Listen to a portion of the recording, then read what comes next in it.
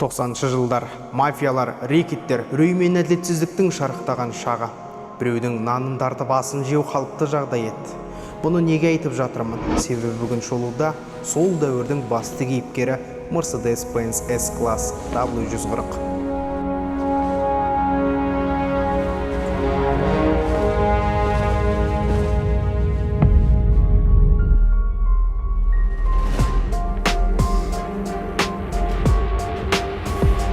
Халық арасында кабан деп аталып кеткен бұл S-класста көрген адам бәлесінен аулақ болған.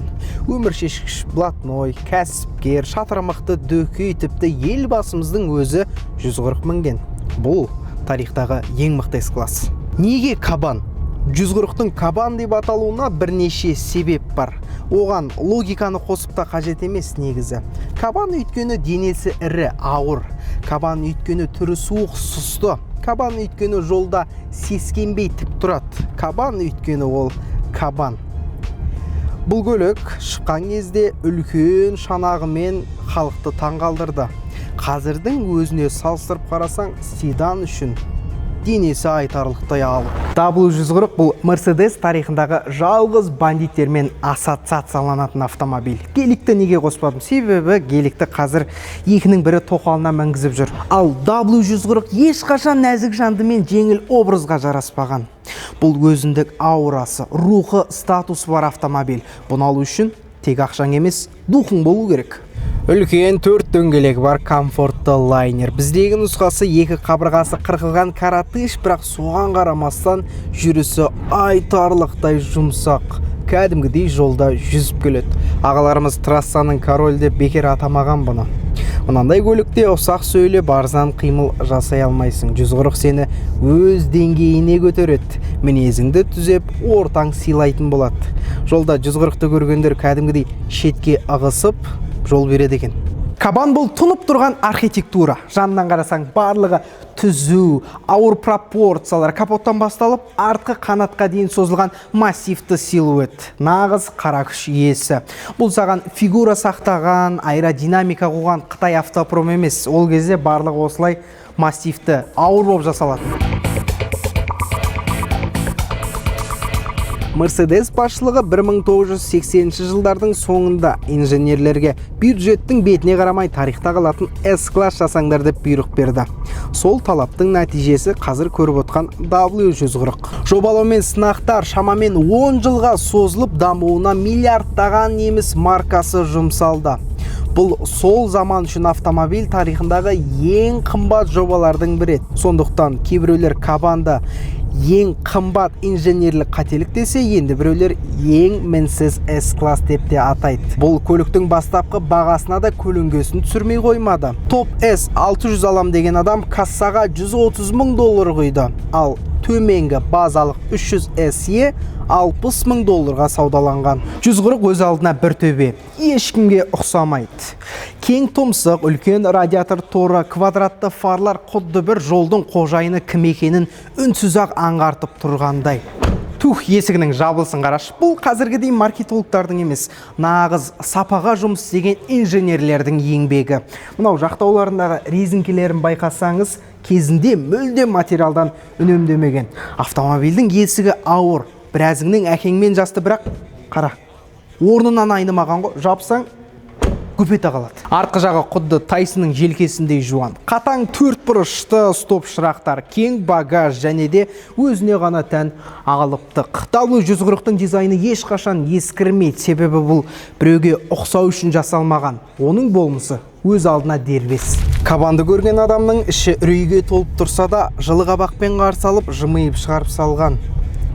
Кезінде бұндай көлікті мініп алған денесі ірі жігіттер зауытты тартып алып, жеке кәсіпкерлерді табысымен ортақтасуға мәжбүрлеген. Ал қазір, дәл қазір мынандай 140-ты кім мінеді? Ал қазір заман басқа. 140-ты сол кезде қолы жете алмаған нағыз модель фандары мінеді. Мына көліктің де қожайыны кабанмен әбден ауырған. Сондықтан шолуға әрең сұрап алдық. Көлік сақталған. 97 жылғы әшөк братандармен жасты болса да, 56 мың шақырым жүрген ойлаңыздар, былғарысы әлі сәбидің көтіндей. Егерде сен дәл осылай мықты жағдайда сақталған S-класс мінгің келсе, бағаға шектеу жоқ. Таңғалдырам, колеса қосымшасында тіпті 222 миллион теңгеге де W140 сатылып тұр. Бұл біздің тұңғыш елбасымыз Нұрсұлтан Әбішұлы Назарбаев мінген автомобиль. Mercedes компаниясы әр мемлекет басшыларына арнайы B7 кластағы S600-дер дайындаған. Соның біреуіне 01 KZ деген нөмір тағылып, біздің президент кортеж құрамында жүрген. Қазір автомобиль сатылымда, алам десеңіз, колеса қосымшасын жүктеңіз, пайдаланыңыз. Колеса KZ автомобильді сатуға және сатып алуға ең ыңғайлы мобильді қосымша.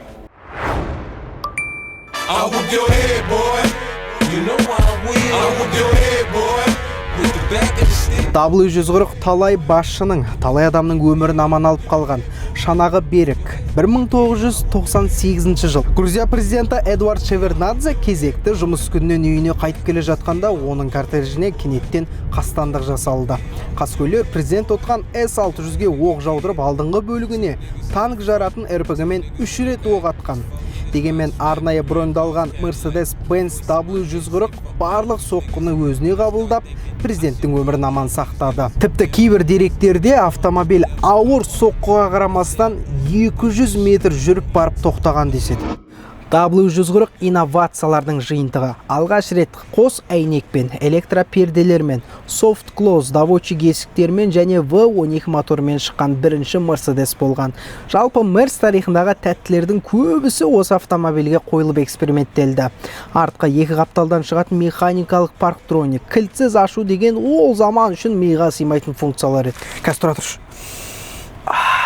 S-класс есть S-класс. Орындығы қандай жайлы еді. Құдды бір баяғда олигарх болған братанымның үйінде қонақтап отырған сияқтым. Құйып қойғандай жараса кетті ма? Ішінде нағыз өзіне тән қымбат ағаштан жасалған жиһаздың иісі шығады.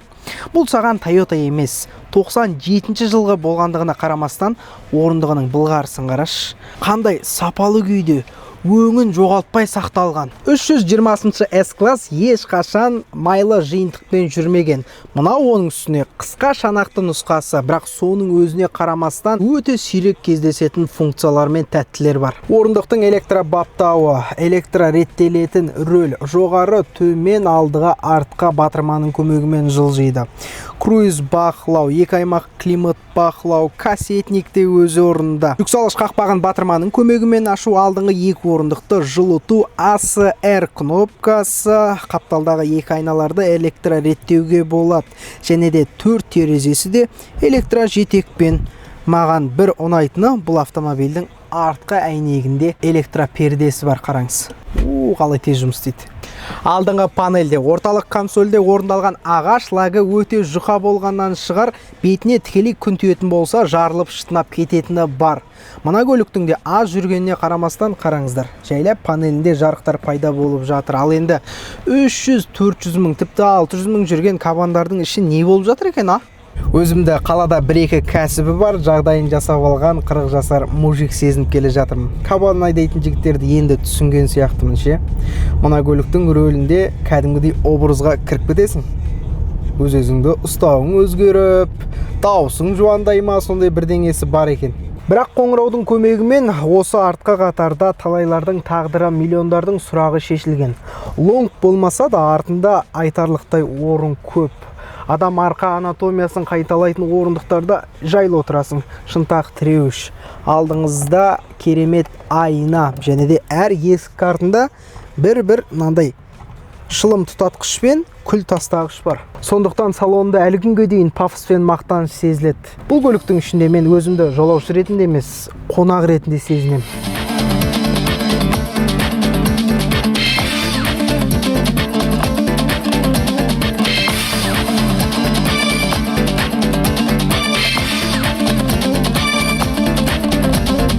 Бұл автомобильдің әлемдік медиа индустрияға да көптеген еңбегі сіңген. Барлығымыз жақсы көретін Бригада, Рекетир, Форсаж, тіпті Перевозчик сияқты мықты атақты фильмдердің басты кейіпкерлерінің бірі болған. Сондықтан W140 көз алдымызда өте жақсы күйде сақталып қалды. Біздегі нұсқасы 140-тың соңғы тұяқтарының бірі, яғни екінші рестайлинг. Сол заманда бизнес седандар арасында өте қатты бәсекелестік туындаған. Lexus LS мен кіріп келді, Audi A8-ін ұсынды, BMW E38 мен кәдімгідей бәсекелес болды. Бірақ солардың арасында жаныма жақыны W140. Братва, мы не хотим стрелять. Қай заманауи модель бренді сіздің қолайлығыңыз үшін осындай детальдарға мән береді. Қараңыз, 140-тың жүксалғыш қақпағын ашсаң, мына жерде жасырын тұтқа пайда болады. Осының көмегімен қолыңды былғамай ашасың. Ал жабатын кезде де дәл сондай. Жаптың, ұясына қайта жасырынып қалады. Жүксалғышының сыйымдылығы нақты қанша литр екенін білмеймін, бірақ айтпағым бұл емес.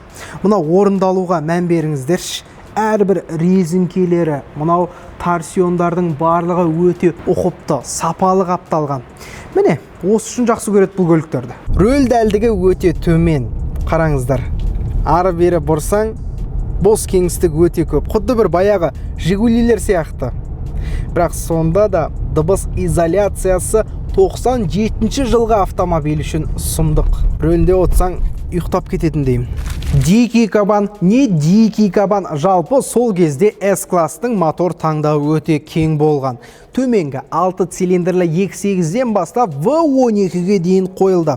Ол кезде логика жақсы еді. Көліктің атауы қандай, қозғалтқыш көлемі де дәл сондай. Мысалға, мынау секілді S320-ның капот астында 104-ші 3.2 литрлі 6 цилиндрлі қозғалтқыш тұратын. Бұл қатарлы алтылықты ресурс пен үнемділікті және де сенімділікті бағалайтындар алған. V8 сияқты кайф ала алмауы мүмкін, бірақтан да күтіп баптап айдасаң 600-700 мың шақырымды смело еңсереді. М104 өте сенімді, аты аңызға айналған мотор. Бойында 231 жылқы, дәл мына модельде бүкіл жылқысы сақталған деп сенімділікпен айта аламын. Себебі көліктің жүріп өткен шақырымы аз ғана. Бірақтан да уақытпен дәлелденілген минустары да бар. Яғни мынаның головкасынан уақыт өте келе май сигектеуі мүмкін. Және де ДМРВ, яғни шығын өлшегіші де қуып тұрады. Ал кезінде ақшасы тасып бара жатқан бензин шығыны мүлдем маңызды емес азаматтар V12 қойылған S600 алған. Ол мотор сол кездегі неміс инженериясының шарықтау шың еді. Мынандай үлкен алып денелі седанға спорттық мінез берген. 140-ты тізгіндегенде, капоттағы жұлдызшаны көріп, премиалды автомобильдің рөлінде отқанын сезесің. Жолдың қожайыны ғой. Қорабы топас болсын мейлі, бірақ қазіргі заманда дәл мынандай сақталған кабаны бар адамның басында бағы да бар.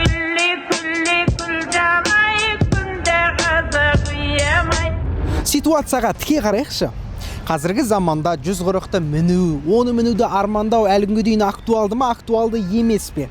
Менімше, дәл мынандай сақталғанын алмасаң не стоит сияқты. Себебі беретін ләззәтінің барлығын берді, енді сол үшін төлейтін уақыт келгендей.